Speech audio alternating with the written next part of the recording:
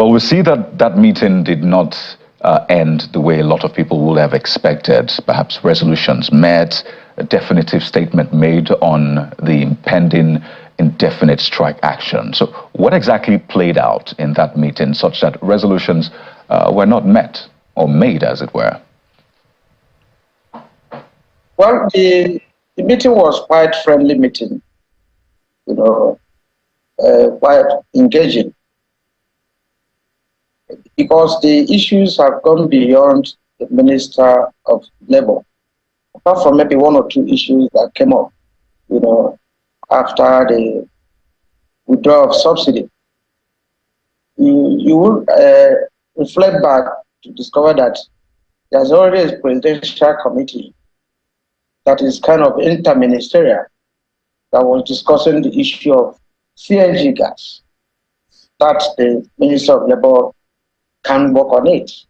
The issue of refineries, the Minister of Labour can work on it. The issue of wage award, the Minister of Labour cannot give any award, wage award. The issue of even cash transfer, the ASTRI issue, all those issues are beyond the ministry, especially when discussions are already ongoing on all these issues. But the minister only is competent enough to mediate on issues between Labour and the federal government. As Minister of Labour, so conciliator to conciliate on it. Apparently, that was under the premise that the minister invited us to see whether he can apprehend the issue of industrial crisis between Labour, and the federal government. So on that note, the minister appealed to the Nigerian Labour Congress, asking for more time for federal government to come out with a position that will be mutually agreeable. But we insisted that the federal government has enough time. And we went back, I joined the meeting hoping that he will consult his principals for us to effectively resolve this matter before the end of the next 3-4 days. That will be for the expiration of the ultimatum. So that was the meeting we had. Quite friendly. To the federal government, as the Minister of Labour requested? I can't get you. You said that the Minister of Labour sought more time, asking that you give the federal government more time to resolve the issues. And my question is the NLC particularly now giving the federal government more time? So we agree that the federal government had had more than enough time for the past 4 months. And that even if there is commitment, a genuineness of purpose, that between now and the next 3-4 days, issues will be resolved. And we hope that the minister will work with us within these next few days to make sure we resolve the matter. Right. We understand that the meeting is expected to continue tomorrow. Can you confirm that? Well, if they invite us for meeting tomorrow, we'll attend. But okay. There is no station tomorrow's meeting. Right. So as it stands now, the ultimatum is still in effect. The clock is still ticking, if I get you correctly, and the 21-day ultimatum, which expires this week, is still in place. So let's break down the issues, comrade, so we can have a fruitful conversation for the sake of our nation. Your demands, you've listed them out time and again. So let's see just perhaps what progress has been made and what the specific issues are. The review of minimum wage stands out clearly, and Labour is seeking for an upward review, obviously, of the minimum wage. What figure, what rate are you pushing for at this moment? And what progress has been made? What is the federal government telling you? Well, we have not put at the table the issue of minimum wage. What we put at the table is the issue of wage award.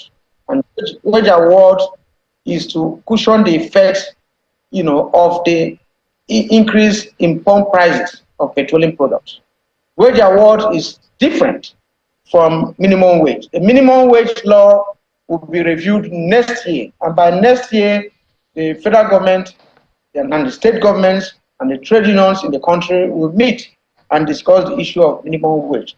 But each time there's an action, by the federal government, that affects the wage of employees, what normally happens is that a certain percentage will be marked out as a wage award to cushion the effect. Early this year, the federal government under President Buhari, gave a 40% award, to workers, in the country, especially, in the federal public service, to cushion the effect of COVID-19.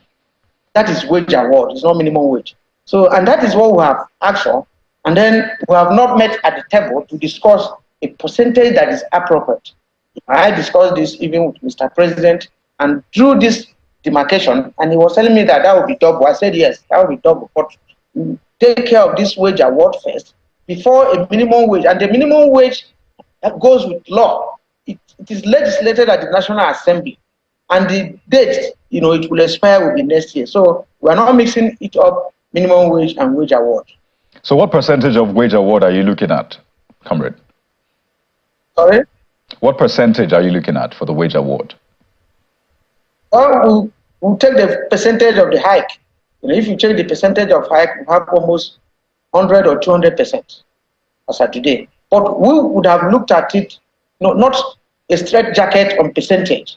If some other issues are to be taken along with it holistically, if we have addressed the issue of CNG buses in the country, and where people pay 500 naira and they're paying maybe 200 naira, we will not insist on 200% wage award, because the main issue that is affected by this policy of the government has been the issue of transportation.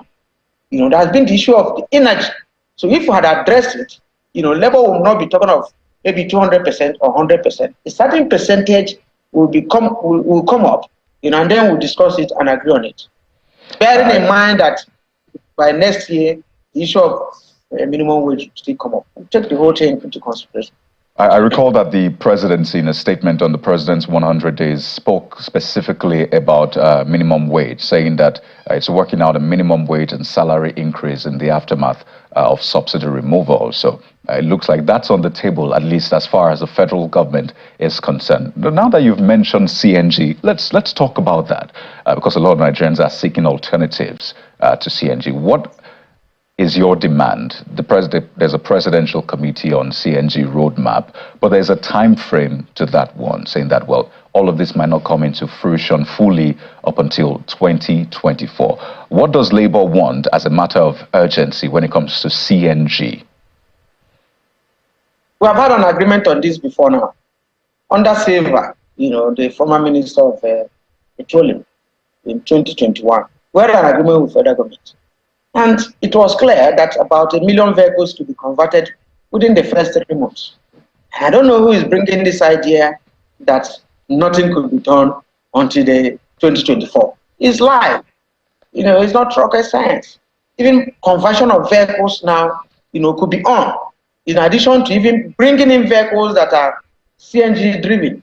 Even the issue of NLC motors, from that 2021 we had that agreement with him and the federal government, has mass-produced buses that are CNG driven.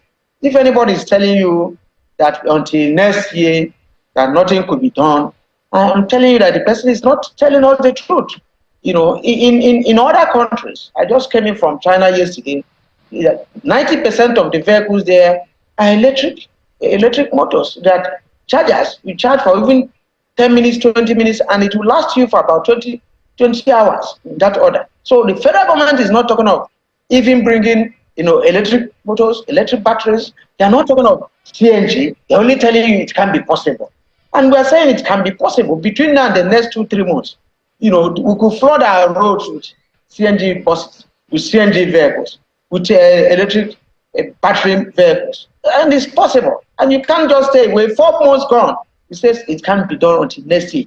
What is so peculiar about next year when these processes will start? Is it that there are no CNG vehicles that can come into the road, or we can't have some stations, even with Ipman saying that their filling stations are available?